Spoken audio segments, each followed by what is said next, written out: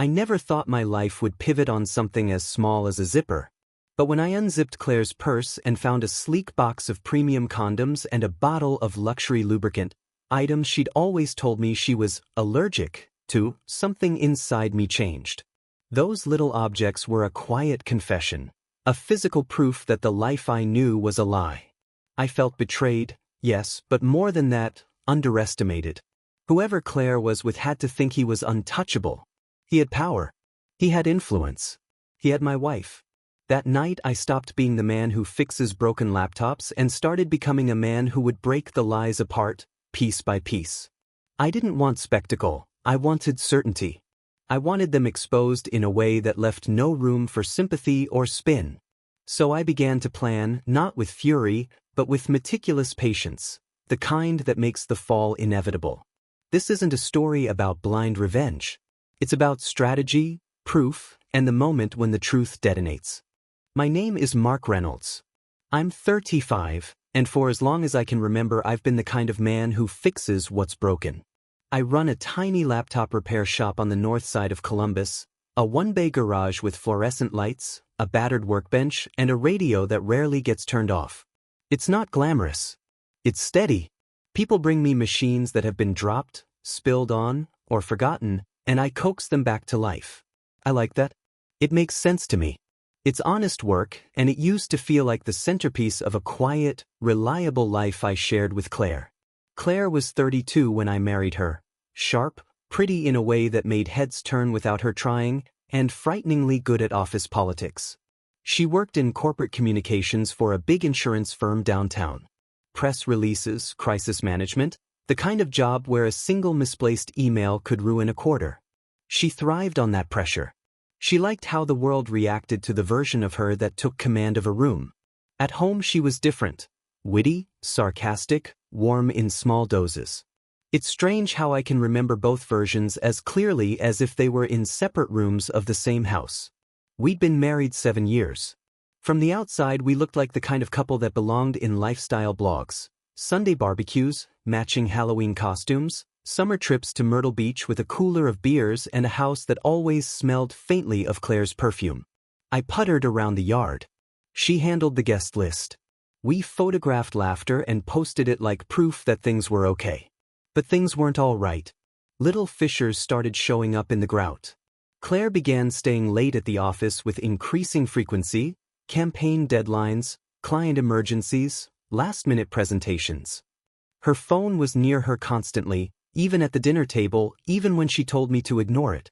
Where she used to leave it face down on the nightstand, she started keeping it tucked into a handbag like a precious thing she didn't want me to see. Intimacy dwindled. Not the small, boring kind of drifting that accompanies long marriages, but a colder absence, hands that didn't stay when they brushed, early excuses to go to bed alone, a laugh that ended when I walked into the room. She told me I was being paranoid. I told myself she was stressed. I told myself 1,000 versions of truth that would have spared me from suspicion.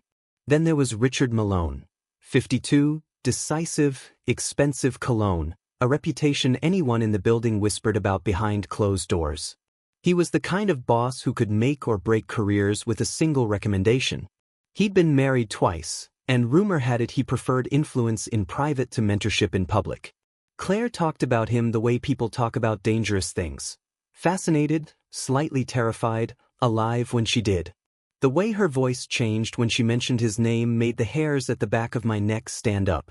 I ignored the signs for a while, because denial is comfortable and because I didn't want to believe the person I chose every day could choose someone else. But the night I found the box of premium condoms and the bottle of lubricant, items she had always told me she was allergic to, the denial snapped like an old rubber band. Those objects were small, ordinary, and absolute at once. Proof that something was happening, proof that someone else was inside our life. I could have walked upstairs and asked the obvious question. I could have torn into her with hurt and rage. But Claire wasn't someone who cracked under a raised voice. She rewired narratives. I'd seen it before in small things. Explanations that turned into excuses that turned into truths for everyone else but me. If I wanted to fix what was broken, this time, fixing couldn't mean yelling. It had to mean strategy. It had to mean proof. So I closed the purse, walked back to the bench in my garage, and started planning.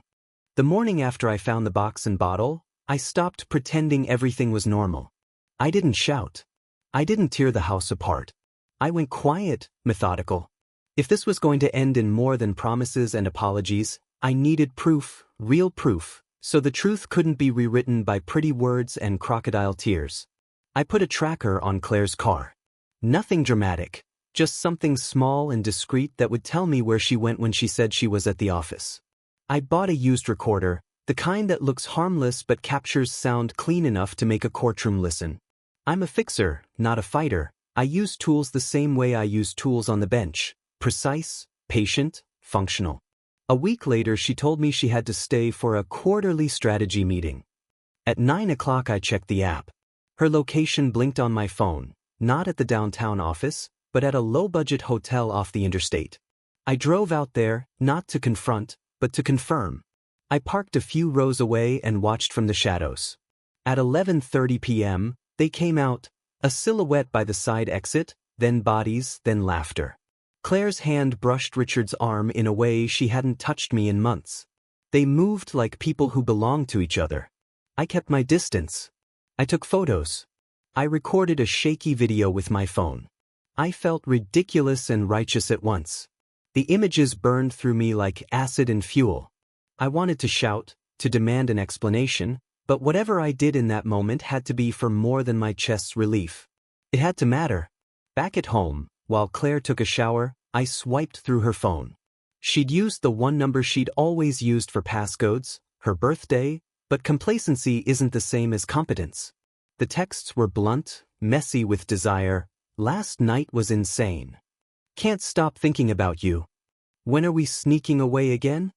Words that weren't mine to read, but that now lived on my screen like tiny knives. I didn't act out of a need to hurt them randomly. I wanted consequences that would resonate. Claire had weaponized charm to get what she wanted. Richard had weaponized authority. Both needed the sting of accountability. So I set traps, not cruel for cruelty's sake, but designed to unmask and scatter the shiny image they'd cultivated. I tampered with the little comforts they relied on, things they assumed gave them anonymity. I didn't plan bodily harm. I planned humiliation, exposure, chaos to break their privacy long enough for the paper trail and recordings to do their work. The fallout was faster than I imagined. A few nights after their rendezvous, Claire came home frantic, skin flushed, eyes watering, claiming an allergic reaction. I kept my face neutral while my insides hummed with a cold, hollow satisfaction. Then, 2 days later, low-quality photographs began circulating. Richard, half-dressed, streaked with an unmistakable blue stain, stumbling out of a motel. Claire just behind him, hair wild, face pale beneath the dye. Phones were raised, shutter clicks echoed. Someone had caught them leaving in broad daylight and uploaded the images. Within hours, the images migrated across platforms. People added snarky captions. Memes were born. They called them the Blue Lovers. Watching their carefully constructed world implode online was grotesque and intoxicating. Pride turned to panic in the span of a single refresh. Comments flooded in: ridicule, accusation, mockery. Richard's name trended for a suspicious hour. Claire's professional profile became a target for rumor and shame. That wasn't justice, not holy, but it was the first stone thrown. It opened a gap where the rest of the truth could squeeze through. Still, even amid the exhilaration of exposing them, a quieter part of me took note. Humiliation doesn't always heal. It doesn't make the betrayal stop being betrayal. It only makes the liar smaller and the liar's consequences larger. I told myself I would stop short of cruelty. I told myself the rest, what I planned next, would be controlled, unavoidable, and final. Humiliation had done its work. It cracked their armor and rattled their confidence, but it didn't guarantee consequences. Claire could still call it a prank. Richard could hire counsel and smear me as a vengeful husband. I needed something that couldn't be waved away, documentation with a trail, witnesses, and pressure that would force the company to act. I wanted ruin, not rumor. I wanted them to realize that the world they'd been hiding in had a roof that could be pulled off. So I tightened the noose, and I did it quietly. I rented the room beneath theirs not because I was theatrical, but because thin motel walls and a few strategically placed devices would collect what heart and law cared about: words. People lie about bodies, but they rarely lie about what they say in private when they think no one's listening. For 3 nights I sat with a battery-powered recorder that fit in my pocket. I pressed it under the vent and listened as their late-night conversations peeled back the mask Claire wore at home. She was cruel in ways that surprised me, mocking my work, laughing about my routines, trading my name like a joke. Richard's voice was bored and entitled, a man who had convinced himself that power excused appetite. The recordings changed everything. Hearing them say things like, "She's lucky I tolerate him," and "Promote her, she knows how to keep me happy," turned infidelity into exploitation. This was not adultery in isolation. This was quid pro quo wrapped in polyester suits. That's a lever you pull on a corporate board. I made copies of every piece of evidence: photos, videos, texts, hotel receipts, the motel recordings, and I learned something practical about proof. It's not enough to have it. You must show that it's real and that it hasn't been tampered with. I saved files in multiple formats, timestamped them, and printed transcripts of the recordings. I wrote a chronological dossier that followed Claire's work nights and matched them with hotel stays and messages. I didn't want to rant. I wanted to present a case. I met with an employment attorney who specialized in harassment and corporate wrongdoing. She listened, then asked the questions I hadn't thought to ask. Who else might corroborate this? Were there emails? Were there patterns? She told me where to push: HR, the legal department, and if necessary, the board. Big companies hate public scandals because shareholders hate uncertainty. Put the right evidence in the right hands and the corporation will move before headlines do. But I also wanted to make them sweat. Public pressure is a tool, useful, swift, and humiliating. I staged one final act of exposure that was surgical, not vindictive. When Claire told me she was flying to a conference in another city, I followed the timeline instead of the woman: the hotel, the reservation number, the check-in time. I walked into an unrelated hotel lobby with a flash drive and an ask, "Run a presentation," in the bar. The bar filled with business travelers and local patrons. Upstairs, oblivious and careless, Claire and Richard did what they'd done before. Downstairs, a screen showed them in a loop, awkward, intimate, unguarded. When they finally stormed into the lobby and saw me calmly seated, drink in hand, it wasn't a roar that knocked them. It was the slow realization that their private triumphs had become public spectacle. Richard threatened legal action. Claire begged silence. I sat back, let the murmurs swell, and told them something quiet: "You have more to fear than me. The recordings I've got speak louder than any name-calling you can try." What I didn't show was the dossier I'd already sent to the company's ethics hotline and to a lawyer who knew how to make corporate counsel act. What I didn't show was the chain of custody I'd documented so the recordings couldn't be dismissed as fabrications. The public humiliation got them panicked, but the legal pressure made them vulnerable. I wasn't a monster. I didn't want to ruin for sport. I wanted accountability that would stick. Every move after that was patient and precise. Leverage the viral embarrassment, deliver the evidence to the right people, and let institutional fear do the rest.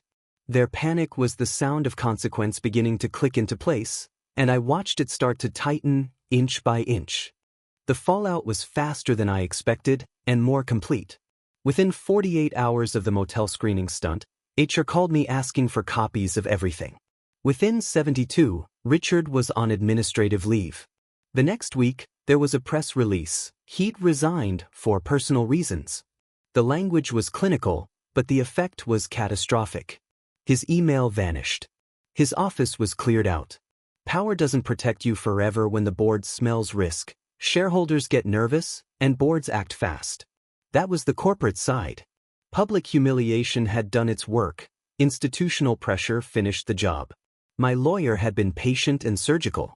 I'd given her the recordings, the timestamps, the motel receipts, and a neat, irrefutable timeline.